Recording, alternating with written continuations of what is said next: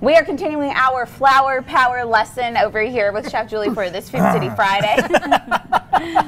That and flour I power. couldn't help it. That's just what made me think. Flour power. So we kind of talked about all these kinds over here. Yeah. Now let's Let's over start to over the cake. here. This is the lightest of our flours that we'll talk about today. It also has 2 grams of protein, just like the white lily flour did, but it's ground more fine. And if you can see my little sample here of flour, I mean, it's like what comes out of a cake box. It almost looks like powdered sugar. It really Yes. does. Yeah. And so this is specifically for cakes. Now, when I buy this, I buy it wholesale in like a 25-pound bag. But Oh, wow. Yeah, 'cause you usually, go through it, I'm because I go sure. through a little more. But honestly, getting these, it comes in a box. You won't find it in a bag. And it works really well. Perfect for cakes. Just makes this really fine, fine texture. Not as good to use for lots of other things, but it's beautiful for cakes. The other kinds of flour, though, that we're going to go on the opposite end of the spectrum now and talk about flours that have lots of protein, lots of gluten. And right here I show there's a kind of bread flour, and it is not whole grain, so it doesn't have the bran in it. And usually a good bread flour will have 4 grams of protein. All right, but I actually found one at Food City I'm very excited about. It's this Bob's Red Mill kind, and it has 5 grams of gluten, which is awesome. So that's what I actually use to make the French bread that's up here. Wow. But that's going to be perfect if you're making pizza, any kind of yeast bread. That's going to be a great flour to use. And of course, bread flour itself is good, and I use a ton of that at my house as well.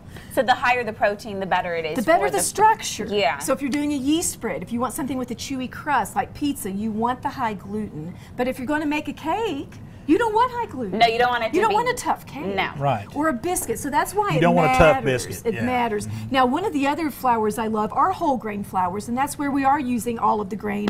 And I have an example here of a whole wheat flour, and this one over here is a white wheat, which is a different variety. It's still a whole grain flour, Yeah. but it's a little bit lighter, and I like to use it in my pizza crust. I will do a mixture of bread flour and white whole wheat. Interesting. And it makes a really nice crust. And when you mix the flours, you have to make sure that they have the same content of Not protein necessarily. or anything? Actually, sometimes you'll mix a bread flour with a lighter gluten flour to get Interesting. something middle of the road. It just depends. Those recipes aren't as common to find. Right. But, Right. Yeah, you kind of do that. This here was made with just was whole grain, whole wheat flour, and a mixture of the bread flour. And that's one thing when you do Open whole that up wheat. and let yeah. folks see the inside When, there. when you Yeah. do whole wheat all by itself, it can be really heavy and firm. So a lot of those recipes, you'll start with a sponge to kind of get it a little bit lighter, get a little Right. more rise.